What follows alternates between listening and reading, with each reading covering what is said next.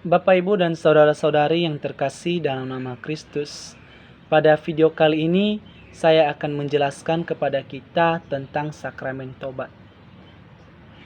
Di dalam gereja Katolik, sakramen tobat merupakan sakramen keempat dari sakramen lainnya.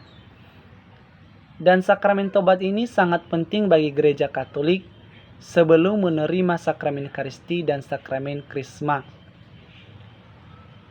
Umat Katolik yang mau menjadi anggota gereja akan menerima sakramen pengakuan dosa atau sakramen tobat terlebih dahulu.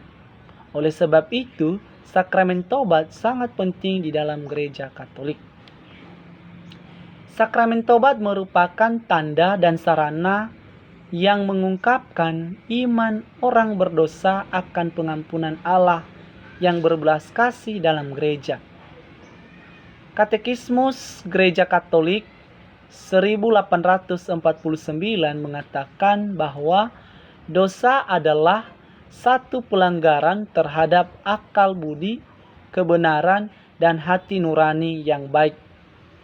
Ia adalah satu kesalahan terhadap kasih yang benar terhadap Allah dan sesama atas dasar satu ketergantungan yang tidak normal kepada barang-barang tertentu.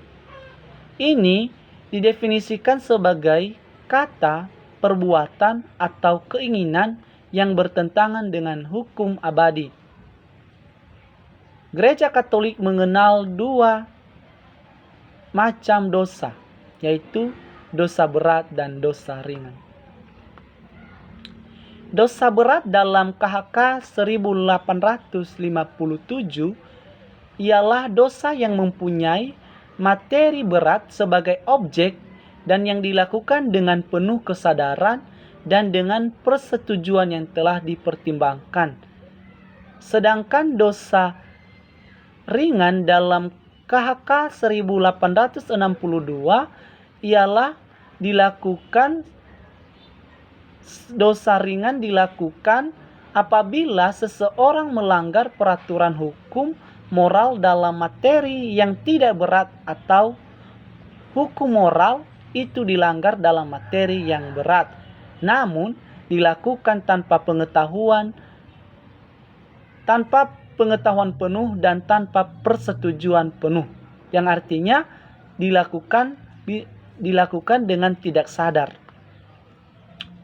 Dasar untuk sakramen tobat adalah terdapat pada Injil Yohanes bab 20 ayat 21 sampai 23 yang mengatakan, "Damai sejahtera bagi kamu, sama seperti Bapa mengutus aku, demikian juga sekarang aku mengutus kamu." Dan sesudah berkata demikian, ia menghembus mereka dan berkata, "Terimalah Roh Kudus. Jikalau kamu mengampuni dosa orang, dosanya diampuni. Dan jikalau kamu menyatakan dosa orang tetap ada, dosanya tetap ada." Yesus memberikan penugasan dan otoritas yang begitu penting kepada para murid, yaitu otoritas untuk mengampuni dosa. Jadi, itulah yang menjadi dasar adanya pengakuan dosa atau sakramen tobat dalam gereja Katolik. Mungkin saudara-saudari bertanya, apa itu dosa? Dosa adalah perbuatan melawan cinta kasih Tuhan dan sesama. Setiap dosa berarti manusia menjatuhkan diri dari Tuhan. Dosa dilakukan secara sadar, dengan sengaja atau diinginkan, dan dalam keadaan bebas akan berakibat merugikan orang lain dan dirinya sendiri, serta merusak hubungannya dengan Tuhan. Akibat dosa, manusia kehilangan rahmat Allah yang pernah ia terima dalam sakramen baptis. Dosa ikut mengotori kesucian gereja Kristus. Relasi dengan sesama pun ikut rusak. Itulah dosa. Terus Bapak Ibu mungkin bertanya lagi, apa itu tobat? Di sini saya mau mengatakan tobat, yakni jika seseorang bertobat, maka ia pun berdamai kembali dengan Allah, gereja, dan sesama. Orang yang bertobat melakukan perubahan hati dan seluruh sikap hidupnya, atau bisa dikatakan metanoia. Ada niat baik untuk berubah dan percaya bahwa Allah selalu siap menerima orang yang bertobat. Ada beberapa langkah pertobatan seseorang. Yang pertama, menyadari dan mengakui dosanya. Kedua, menyesali dosa yang telah dia perbuat. Ketiga, berniat untuk tidak berbuat dosa lagi atau tidak mau mengulangi dosa lagi. Keempat, mohon ampun. Ini mohon ampun ini bukan hanya kepada Tuhan, tetapi dia juga pergi kepada pastor atau imam untuk meminta pengakuan dosa. Kelima, mau menghidupi cara hidup yang baru. Bapak, Ibu, dan saudara-saudari, gereja menyediakan tanda rahmat pengampunan dari Allah melalui sakramen tobat. Jadi gereja Katolik menyediakan ini untuk kita semua umat Katolik. Umat memperoleh saluran rahmat, pengampunan, dan perdamaian dari Allah dalam sakramen pengakuan dosa atau sakramen tobat. Sakramen ini terjadi melalui mereka yang memiliki kuasa para rasul atau para imam atau pastor. Sakramen tobat adalah yang pertama dari kedua sakramen penyembuhan dan juga disebut sebagai sakramen rekonsiliasi. Sakramen ini adalah sakramen penyembuhan rohani dari seseorang yang telah dibaptis, yang telah terjauhkan dirinya kepada Allah karena telah berbuat dosa. Bapak, Ibu, dan saudara-saudari, di sini saya akan mau terapkan kepada kita 4 unsur sakramen rekonsiliasi atau sakramen tobat. Yang pertama, penyesalan si pengaku dosa atas dosanya. Tanpa adanya penyesalan, ritus pengakuan dosa akan sia-sia. Yang artinya di sini penyesalan si pengakuan dosa, yang artinya pengakuan dosa itu berasal dari dirinya sendiri, sungguh-sungguh untuk menyesali dosanya. Kedua, pengakuan kepada seorang imam. Imam memiliki kuasa untuk melayankan sakramen tobat. Ketiga, absolusi atau pengampunan dari imam. Imam atas nama gereja dan dalam nama Yesus Kristus membebaskan si pendosa dari hukum dosa. Dan yang keempat, penyilihan atau penitensi. Guna memperbaiki kerusakan yang telah terjadi akibat dosa, si pendosa yang telah diampuni dosanya melakukan penitensi. Misalnya, seorang yang telah mencuri mengembalikan barang yang telah dicuri, atau memulihkan nama baik seseorang yang telah difitnah. Misal contoh lainnya, memberi ganti rugi kepada pihak yang telah dirugikan. Si pendosa yang bangkit dari dosa tetap harus memulihkan sepenuhnya kesehatan rohaninya dengan melakukan lagi sesuatu untuk memperbaiki kesalahannya. Dia harus melakukan silih bagi atau memperbaiki kerusakan akibat dosa-dosanya. Penitensi dapat juga dilakukan dengan ulah tapa, mati raga atau dosa-dosa tertentu yang diminta oleh imam pada saat pengakuan dosa. Yang artinya di sini penitensi ini adalah doa yang disuruh pastor untuk kita doakan di tempat kita atau di kursi kita. Di sini juga Bapak Ibu saya akan menerapkan kepada kita tata cara pengakuan dosa yang benar dan tepat.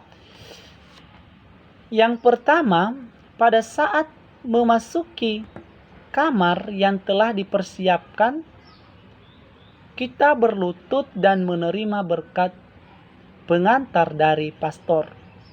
Kemudian, kita membuat tanda salib sebagai pembukaan pertobatan kita. Kedua, kita berkata, Bapa, sakramen tobat yang terakhir saya terima adalah. Di sini kita sebutkan kapan terakhir kali menerima sakramen tobat.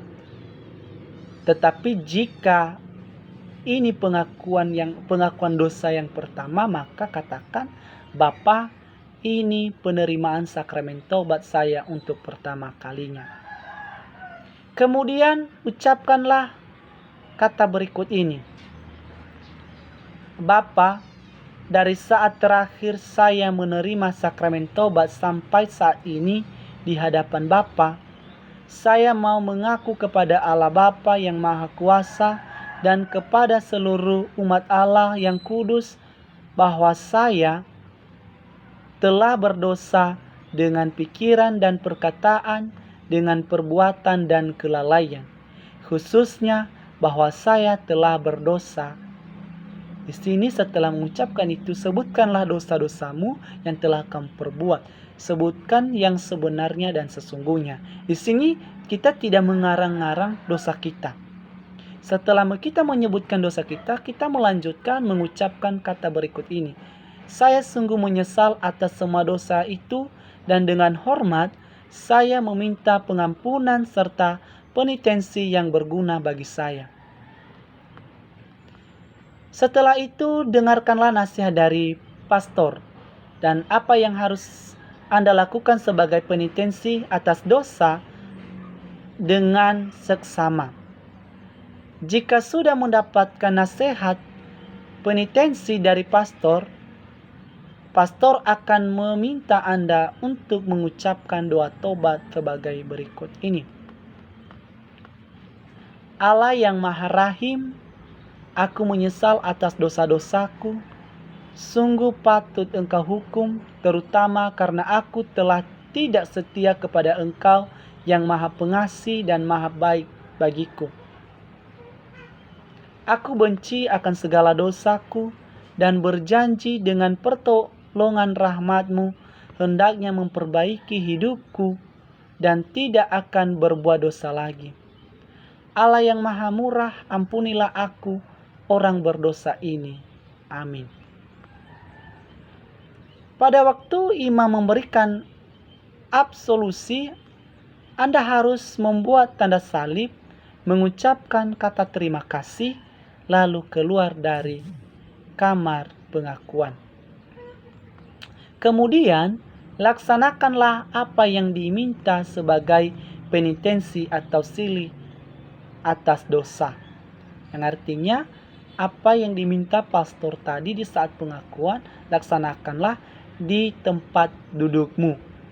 Di sini catatan, kita tidak melangkahi atau menghilangkan satu pun dari yang telah dikatakan oleh pastor sebagai penitensi kita.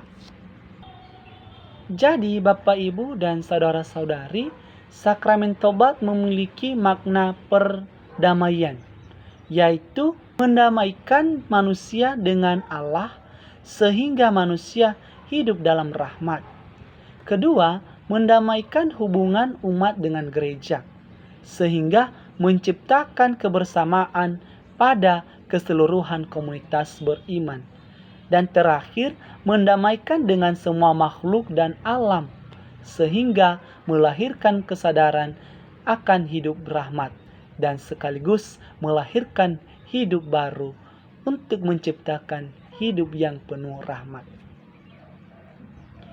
Demikian saja penjelasan singkat saya tentang sakramen tobat ini, dan semoga melalui penjelasan ini Bapak, Ibu, dan saudara-saudari tergerak hatinya untuk melakukan pengakuan dosa, terlebih-lebih di masa Prapaskah ini, untuk mengaku dosa selagi masa retret panjang atau masa agung kepada kita.